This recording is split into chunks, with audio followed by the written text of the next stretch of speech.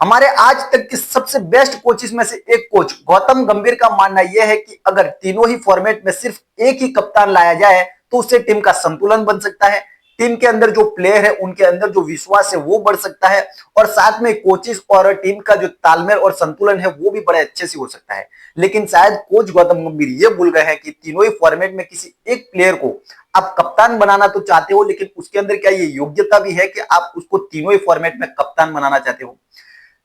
विराट कोहली, रोहित शर्मा और महेंद्र सिंह धोनी, ये पिछली जो तीन जनरेशन रही है वो तीनों के तीनों प्लेयर तीनों ही फॉर्मेट में कप्तानी किया था। उसके बाद शुभमन गिल प्रिंस का ये दौर आया है, लेकिन क्या शुभमन गिल इस लायक भी है कि उनको टी20 में भी कप्तान बनाया जाए। जिस खिलाड़ी को एशिया कप 2025 के पहले जो टी20 सीरीज हुई थी उसमें उनको जगह नहीं मिलती थी, सिर्फ इस आधार पर क्योंकि वो टी20 के प्लेयर नहीं थे। लेकिन जैसे ही रोहित शर्मा ने कप्तानी छोड़ी, टेस्ट से वो संन्यास ले चुके हैं, वनडे वो अभी सिर्फ खेल रहे हैं।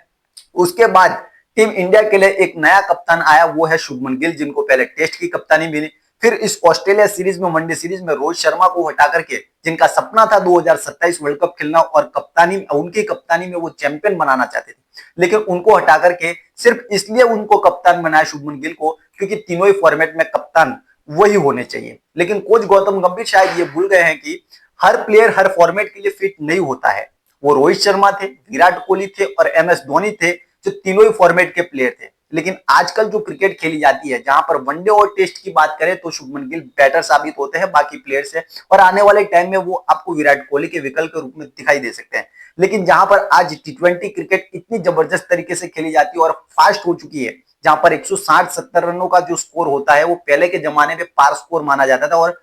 दूसरी बैटिंग करने वाली टीम के लिए मुश्किल होता था। लेकिन आज तो अगर पहले बैटिंग करने वाली टीम 220-230 भी बना दे तो वो स्कोर किसी भी टीम के लिए चेस करना इतना आसान होता नहीं है। लेकिन आज शुभमन गिल, जो पहले टी20 की स्कीम ऑफ थिंग्स में नहीं थे, फिर अचानक से एशिया कप 2025 में उनकी वापसी होती है, और वापसी भी कैसी होती है। यशस्वी जायसवाल जो ओपनर थे उनकी जगह पर उनको लिया गया, सबसे पहला पत्ता उनका ही कटा, और यशस्वी जायसवाल का जैसे ही पत्ता कटा, ओपनिंग के दावेदार वो बन गए। और ओपनिंग के दावेदार जैसे बने, उनको उपकप्तान सिर्फ इसलिए बनाया गया क्योंकि उपकप्तान जो होता है वो टीम के अंदर अगर एक बार आ जाता है तो शायद उसको बाहर निकालना इतना मुश्किल नहीं होता है। और यही वजह रही कि यशस्वी जायसवाल को आपने टी20 से बाहर किया। ये वही यशस्वी जायसवाल है जिन्होंने टीम इंडिया में एंट्री ही इसलिए पाई थी क्योंकि वो टी20 के बेहतरीन प्लेयर थे। लेकिन वो सिर्फ इस वक्त टी20 के प्लेयर नहीं है, वो टेस्ट और वनडे भी खेल सकते हैं, लेकिन इस वक्त सिर्फ वो टेस्ट मैचों पर ध्यान देते हैं, जहां पर इन्होंने इस वक्त जो परफॉर्मेंस करके दिखाया, जो हाल में इंडिया ऑस्ट्रेलिया के जो टेस्ट टी20 सीरीज चल रहे हैं उसी के बीच में वो रणजी ट्रॉफी खेल रहे हैं, और वहां पर इन्होंने वो धमाका करके दिखाया जो साउथ अफ्रीका के सामने होने वाली टेस्ट सीरीज के लिए वो बिल्कुल तैयार हो चुके हैं। जहां पर उन्होंने राजस्थान के सामने अपनी टीम मुंबई की तरफ से खेलते हुए पहले ही मैच में पहली इनिंग में 67 रन बनाया, दूसरी इनिंग में 156 रन बनाया, और जिसके सामने उन्होंने सिर्फ 107 यानी कि 170 रनों का ही सामना किया। सोचिए आपने किस लेवल की उन्होंने बैटिंग की होगी। पूरे मैच में उन्होंने, समझ लीजिए कि आपने दोहरे शतक से भी ज्यादा रन उन्होंने बनाए। लेकिन टी20 में जहां शुभमन गिल को आपने एशिया कप 2025 में जगह दी, 7 मैच में सिर्फ 120 प्लस ही रन बना पाए। 7 मैच पे 120 रन तो वो सिर्फ आईपीएल के 2 या 3 मुकाबलों में बना देते हैं, लेकिन पूरी तरह से वो फ्लॉप है। उसके बाद टी20 में जो अब इस वक्त ऑस्ट्रेलिया में चल रही है उसके भी 3 मैच हो चुके हैं, लेकिन एक भी हाफ सेंचुरी उनके बल्ले से नहीं है। इस टोटल मिलाकर के अगर बात करें तो टोटल 10 मैच अभी तक उन्होंने खेल चुके हैं टी20 के एज अ उप कप्तान, लेकिन एक भी अर्धशतक उनका नहीं है। ये सोचिए 10 मैचों का जो क्राइटेरिया होता है और 10 मैचों का जो आंकड़ा निकाल के अगर आप देखो तो बहुत बड़ा होता है। लेकिन शायद कोच गौतम गंभीर की जिद है कि नहीं, तीनों ही फॉर्मेट में हमें कप्तान एक ही चाहिए, भले वो परफॉर्मेंस करे, वो प्लेयर टीम के लायक हो, प्लेइंग 11 में भले उसकी जगह ना बन रही हो, चूंकि नहीं बन रही है टी20 में इनकी जगह, लेकिन वो कप्तान इसलिए बनाया है कि सूर्य कुमार यादव हो सकता है कि 2026 का वर्ल्ड कप